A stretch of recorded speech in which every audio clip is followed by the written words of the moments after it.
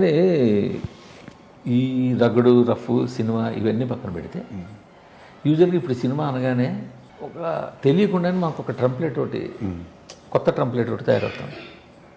Cinema కొంచెం ఎత్తుగడ దగ్గర నుంచి క్యారెక్టర్లు ఇంట్రడ్యూస్ చేసుకుంటూ మధ్యలోకి వచ్చిన తర్వాత నుంచి అలాగే ఇంటర్వెల్కి లీడ్ చేసేసరికి మనకి ఏదో బలమైన బ్యాంక్ పడాల్సిన ట్విస్ట్ పడాల్సింది కానీ లేదా బ్యాంక్ పడాల్సింది కానీ మా సినిమాలతో పెద్ద యాక్షన్ సీన్ వేయడం కానీ లేదా ఒక కొత్త క్యారెక్టర్ని ఇంట్రడ్యూస్ చేయడం కానీ అదే టైంలో కథ మలుపు తిప్పేలాగా ఇది ఒక ప్యాటర్న్.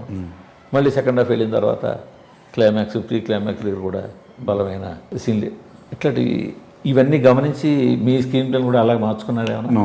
నేను అసలు నేను బయట జరుగుతున్న సినిమాలు ఇలా ఉన్నాను. నాకు ఏ సినిమా కూడా నేను అసలు ఈ మధ్యకాలంలో చూడలేదు. నేను ఏ సినిమాని ఫస్ట్ ఆఫ్ ఆల్ ఫాలో అవునాను. నేను ఇప్పుడు ఒబిసే ఏదో వచ్చింది ఏంటంటే అది అది కాకుండా ఇది ఈ మధ్యన అబ్సెషన్ ఏదో వచ్చింది కదా, ఏదో వచ్చింది. నేను ఇంకా చూడలేదు సినిమా. నాకు మా బాస్ చెప్పాడు, చాలాసేపు ఫోన్ చేసి మాట్లాడాడు దాని గురించి. ఇప్పుడు మీరన్నదే దగ్గరగా అంటే కొన్ని రూల్స్ అండ్ రెగ్యులేషన్స్ అని ఇలా వాగుతూ ఉంటారు అజయ్. సినిమా అనగానే స్టోరీ అనగానే అందులో ఏమీ లేదు. అది అసలు ట్రెమండస్ హిట్ అవుతుంది. అది వరల్డ్ వైడ్ ఇండియాలో కూడా ఆల్మోస్ట్ చాలా ఎక్కువ కలెక్ట్ చేస్తున్నాను. సో నేనేమంటానంటే సినిమాకి రూల్ లేదు అంటున్నాను. ఒక స్టోరీకి కూడా రూల్ లేదు. స్క్రీన్ ప్లేకి అస్సలు లేదు. స్క్రీన్ ప్లే బుక్లు అని రాస్తారు చాలామంది, అవన్నీ ట్రాష్ అంట. నేను ఇంట్లో బుక్ రాయడం బుక్ అసలు ఎలా రాస్తారు? స్టోరీని బట్టి మారిపోతూ ఉంటుంది స్క్రీన్ ప్లే, క్యారెక్టరైజేషన్ బట్టి మారిపోతూ ఉంటుంది స్క్రీన్ ప్లే. ఎవడి థాట్ అదే స్క్రీన్ ప్లే. నా థాట్ ఏంటి, నా స్క్రీన్ ప్లే నాది. కథను మీరు ఎలా చెప్పదలుచుకున్నారో అది మీ స్క్రీన్ ప్లే. నా స్క్రీన్ ప్లే నాది, మీ స్క్రీన్ ప్లే మీది, అవతలోడు స్క్రీన్ ప్లే అవతలోడు. ఎవడో అవతలోడు ఇది ఇలాగే ఉండాలి స్క్రీన్ ప్లే అని రాస్తాడు చూసారా, అది నేను తప్పంట. అట్లా స్క్రీన్ ప్లే అనే పదానికి రూల్స్ అండ్ రెగ్యులేషన్స్ లేవు. మీకు బోలన్ని కోకొళ్ళు ఉన్నాయి. సినిమాలు వచ్చి పాల్గొట్టిని అలా శంకరాభరణాల దగ్గర నుంచి చూసుకుంటుంటే అదంతా ఎందుకు RX100 ఉంది సార్. అసలు ఎక్స్పెరిమెంట్ అంత ఎక్స్పెరిమెంట్లు అంటే అది హీరో చనిపోవడం అనేది తెలుగులో చూడదు. ఫస్ట్ ఆఫ్ ఆల్ అమ్మాయి వీళ్ళని నేను బాబని నా దగ్గర అన్న బోల్ మంది ఉన్నారు, నీకు చాలాసార్లు చెప్పుంటాను నేను బోల్ ఇంటర్వ్యూలో. అమ్మాయి చంపించడం ఏంటి అనేది అంటే రూల్ ఏంటి? ఒక కథకు రూల్ ఏంటి సార్? అప్పుడు నేను తీసా ఇట్టుకొట్టా, ఏం రూల్ ఏంటి? అప్పుడు రూల్ ఏం లేదు. నేనేమన్నా స్క్రీన్ ప్లే కూడా రూల్ ఉండదండి ఎప్పుడు అంటే ఆడియన్స్ కి ఒక ప్యాటర్న్ అలవాటు అయిపోయిన తర్వాత వాళ్ళు ఏం చేస్తారంటే థియేటర్లో కూర్చొని మళ్ళీ మీరు అదే చెప్తున్నారు. ఆడియన్స్కి అలవాటు అయిపోయిందని మీరు ఎలా చెప్తారు సార్? నేను ఇప్పుడు చెప్పిన ఈ సినిమాలన్నీ ఆడియన్స్ చూస్తేనే కదా హిట్ అయినాయి. మరి అటువంటిప్పుడు ఆడియన్స్ చూస్తే అలవాటు మళ్ళీ కొత్తగా అలవాటు చేయాలి. నేను నా దాంట్లో ఉండమని అనట్లేదు, నేను ఉండవు అని అనట్లేదు. నేను ఓకే, జస్ట్ మీరు అడిగిన దాన్ని నేను ఆన్సర్ ఏంటంటే నేను అటువంటి రూల్స్ పెట్టుకోను. నాకు అనిపిస్తే నేను తీస్తాను అంటున్నాను, రాసుకుంటా అంతే. పక్కది ఏదో వస్తున్న ఆడియన్స్ అలవాటు పడ్డారు కదా అన్నీ నాకు తెలియదండి అసలు. ఒకవేళ నిజంగా అలవాటు పడ్డ ఆడియన్స్ అయినా సరే అజయ్ భూపతి సినిమా అనగా నేను ఎక్స్పెరిమెంట్లు చేసిన ఒప్పుకునే స్టేజ్లో నేను ఖచ్చితంగా ఉన్నా. నేను చేస్తే ఒప్పుకుంటారు ఎక్స్పెరిమెంట్లు. సాధారణంగా ఎలా ఉంటుందంటే ఈ రెండు రకాలు ఉంటాయి సార్. మనకి పల్లెటూళ్ళు బండిబాట అంటాం. సో అలవాటు అయిపోయిన స్క్రీన్ ప్లే అనేది బండిబాటలాంటిది. దాంట్లో ఆటోమేటిక్గా స్మూత్గా వెళ్ళిపోతుంది. లేదు కొత్తగా క్రియేట్ చేసుకెళ్ళేది అనేది అది జనాలు వస్తుంది. బట్ అది మీకు స్టామినా బట్టి ఉంటుంది. మీరు క్రియేట్ చేయాలి, ఆ కొత్త పాత మీరు క్రియేట్ చేయాలి. ఇది కాదురా ఈ బండి బట్ట ఇలా కూడా వెళ్ళొచ్చు అని చెప్పి మీరు క్రియేట్ చేయాలి. మాలాంటి వాళ్ళకి ఎలా అవుతుందంటే మూర్తి గారు, ఇప్పుడు కొన్ని కమర్షియల్ పక్కా కమర్షియల్ మాస్ కమర్షియల్ సినిమాలు చేసే కొన్ని చాలా తప్పులు వదిలేస్తారు ఆడియన్స్, కదా పట్టించుకోవాలి. కానీ నాలాంటి వాడు తీసే ఈ డార్క్ సైడ్ ఆఫ్ మూవీస్ మంగళవారం మరి క్షుణ్ణంగా ఆలోచిస్తారు అందరూ. చెప్పట్లేదు కానీ మీరు ఏం చేస్తారు అంటే యాక్చువల్లీ వాళ్ళు తప్పేమి కదండి. అది మా సినిమాలు చాలా అంటే లోతుగా వెళ్ళిపోయి చూస్తారు. నేను అది చేస్తా వాళ్ళని. ఒక్కొక్కసారి చేయలేకపోతే సినిమాలు ఆడవు సార్.